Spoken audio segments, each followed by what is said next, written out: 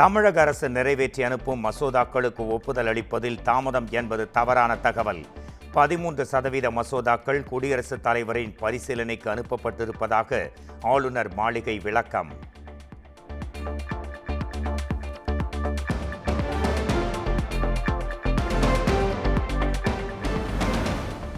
மூன்று நகரங்களில் புதிய நூலகங்கள் அமைக்க டெண்டர் கோரியது தமிழ்நாடு அரசு. சேலம், நெல்லை, கடலூரில் நவீன வசதிகளுடன் மாபெரும் நூலகங்கள் அமைக்க முடிவு.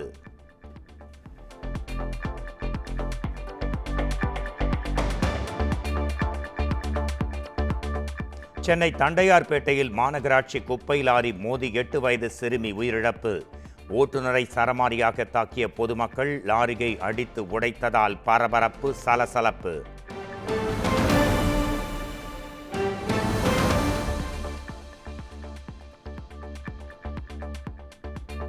சென்னையில் 20க்கும் மேற்பட்ட நாடுகளின் துணை தூதரகங்களுக்கு வெடிகுண்டு மிரட்டல். அனைத்து இடங்களிலும் வெடிகுண்டு தடுப்பு பிரிவு போலீசார் தீவிர சோதனை.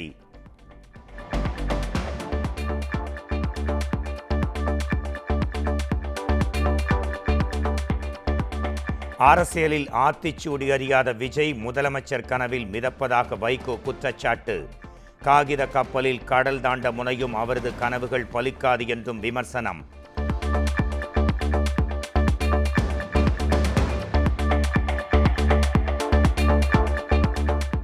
கரூரில் 41 பேர் பலியான நிலையில் திருச்சியில் கூட தங்காமல் விஜய் சென்னை ஓடி வந்தது ஏன் என வைகோ அதிரடி கேள்வி. உயிரிழந்தவர்களின் குடும்பத்தை சென்னைக்கு வரவழைத்து தமிழக அரசியலில் யாரும் செய்யாத பித்தலாட்டத்தை விஜய் செய்திருப்பதாகவும் குற்றச்சாட்டு.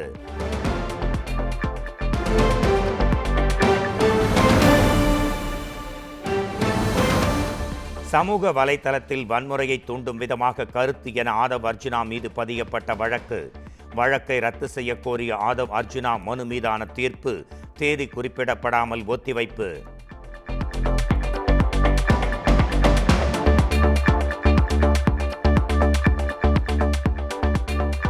நடிகை கௌரி கிஷனின் உடல் எடை குறித்து கேள்வி எழுப்பிய விவகாரம். யூடியூபருக்கு நடிகர்கள் உள்பட பல்வேறு தரப்பினரும் கடும் கண்டனம்.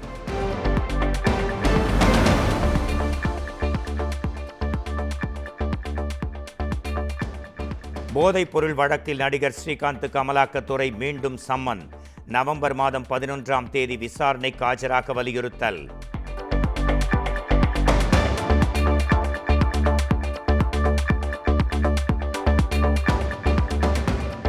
மதுராந்தகம் அருகே முல்லைவனம் பகுதியில் குடியேறும் போராட்டம் நடத்த கிராம மக்கள் முயற்சி.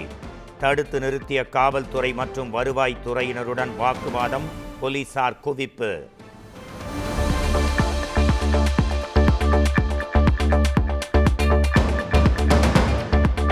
தமிழ்நாட்டில் எஸ்ஐஆர் பணிக்கு எதிராக ஆர்ப்பாட்டம் நடத்த உள்ளோம். சென்னையில் திமுக நிர்வாகியின் இல்ல திருமண விழாவில் முதலமைச்சர் பேச்சு.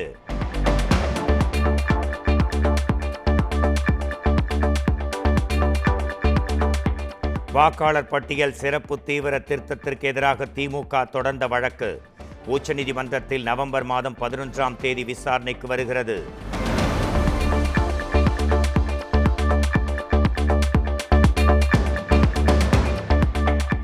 பாஜகவில் யாரை செங்கோட்டையன் சந்தித்து பேசினார் என்பதை தெளிவாக சொல்லவில்லை. திமுக பின்னணியில் உள்ளதா என தமிழக பாஜக தலைவர் நயினார் நாகேந்திரன் சந்தேகம்.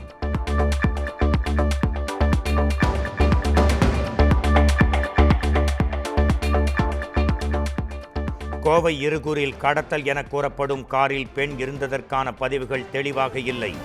காரை தேடி வருவதாகவும் மாநகர காவல் ஆணையர் சரவண சுந்தர் பேட்டி.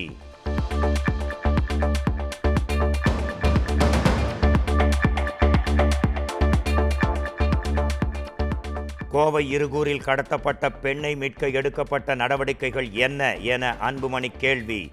முதலமைச்சர் வீரவசனம் பேசுவதால் யாருக்கும் பயன் இல்லை என்றும் விமர்சனம்.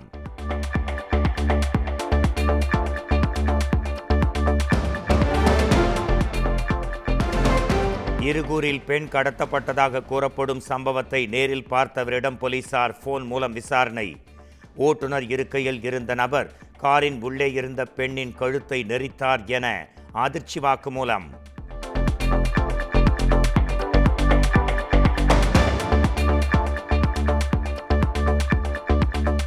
திமுக ஆட்சியில் பெண்கள் பாதுகாப்பு முற்றிலும் சமரசம்.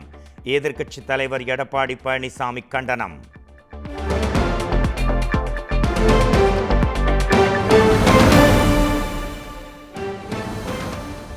எல்லாவற்றுக்கும் சிபிஐ விசாரணை கேட்கும் இபிஎஸ் கொடநாடு வழக்கில் ஏன் கேட்கவில்லை? முன்னாள் அமைச்சர் செங்கோட்டையன் கேள்வி.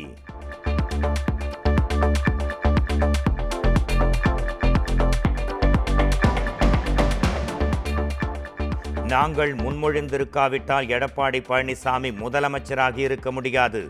கொல்லைப்புறம் வழியாக முதலமைச்சரானவர் எடப்பாடி பழனிசாமி என்றும் செங்கோட்டையன் அதிரடி பேட்டி.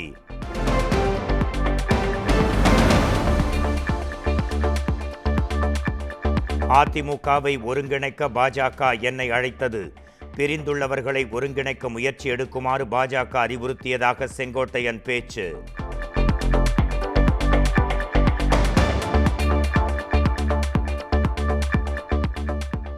அமமுக பொதுச் செயலாளர் டிடிவி தினகரனுக்கு மனநிலை பாதிக்கப்பட்டு விட்டது. முன்னாள் அமைச்சர் ஆர்பி உதயகுமார் மதுரையில் பேட்டி.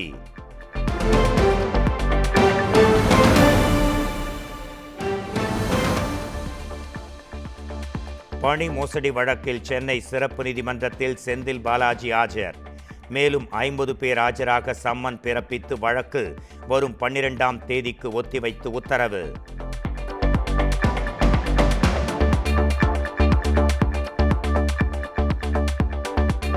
ஈரோடு அருகே ஓடையில் தவறி விழுந்த 5 வயது சிறுவன் உயிரிழந்த விவகாரம். அங்கன்வாடி பணியாளர் சஸ்பெண்ட், மேற்பார்வையாளருக்கு விளக்கம் கேட்டு நோட்டீஸ்.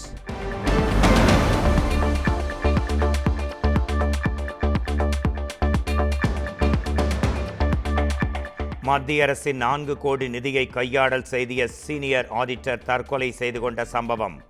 சென்னை தேனாம்பேட்டையில் உள்ள அலுவலகத்தில் சிபிஐ அதிகாரிகள் விசாரணை.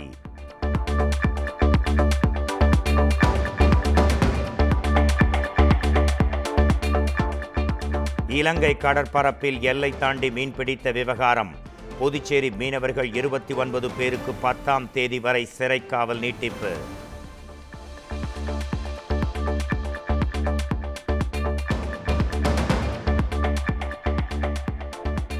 கோவையில் இளம்பெண்ணை மிரட்டி நகை பணம் பறிப்பு. காவல் துணை கண்காணிப்பாளர் மகன் உள்பட 2 வலை.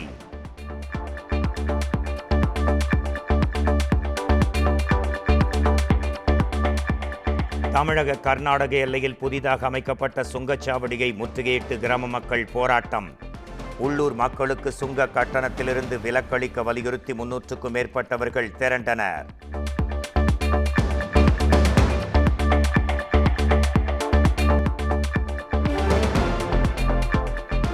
கரூர் துயரச் சம்பவ வழக்கில் சிபிஐ விசாரணைக்கு ஆம்புலன்ஸ் ஓட்டுநர்கள் ஆஜர்.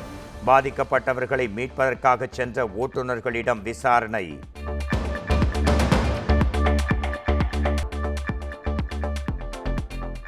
காஞ்சிபுரம் புத்தகரம் முத்துக்கொளக்கி அம்மன் கோயிலுக்குள் பட்டியலிட்டவர்கள் சென்று வழிபட தடையில்லை. சென்னை உயர்நீதிமன்றம் இறுதி உத்தரவு.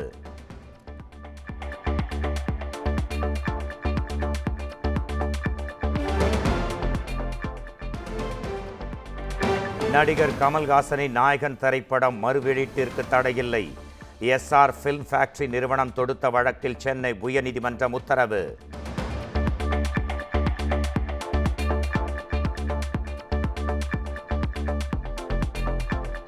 சிவகங்கை மாவட்டம் காரைக்குடி அருகே மகேஸ்வரி என்பவர் தனது காரில் சடலமாக மீட்டெடுக்கப்பட்ட சம்பவம். நகைகளை கொள்ளையடித்து படுகொலை செய்ததாக அண்டை வீட்டுக்காரர் சசிகுமார் அதிரடி கைது.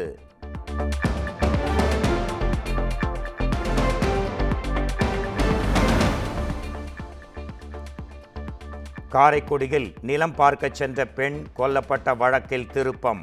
மற்ற குற்றவாளிகளையும் கைது செய்ய கோரி உறவினர்கள் திடீர் சாலை மறியல்.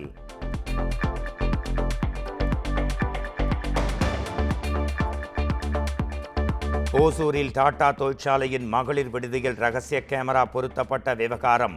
ஒடிஷாவைச் சேர்ந்த நீலுகுமாரி கைதான நிலையில் அவரது ஆண் நண்பர் ரவி பிரதாப் சிங்கும் கைது.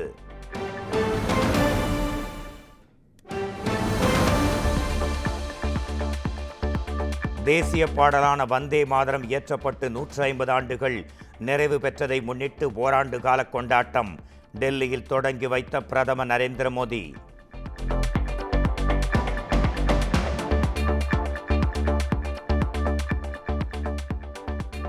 சாலைகளில் தெருநாய்கள் மற்றும் கால்நடைகளை அகற்ற நெடுஞ்சாலை ரோந்து குழுவை அமைக்க உச்சநீதிமன்றம் உத்தரவு. அனைத்து மாநில அரசுகளும் கடைபிடித்து 8 வார காலங்களுக்குள் நிலை அறிக்கையை தாக்கல் செய்ய உத்தரவு.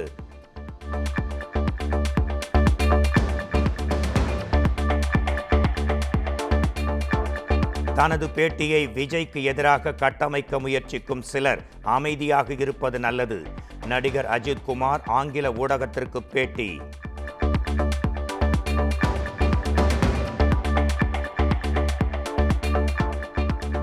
திருப்பதி தேவஸ்தானத்திற்கு சொந்தமான அனைத்து கோயில்களிலும் இனிமேல் அன்னதானம் வழங்கப்படும்.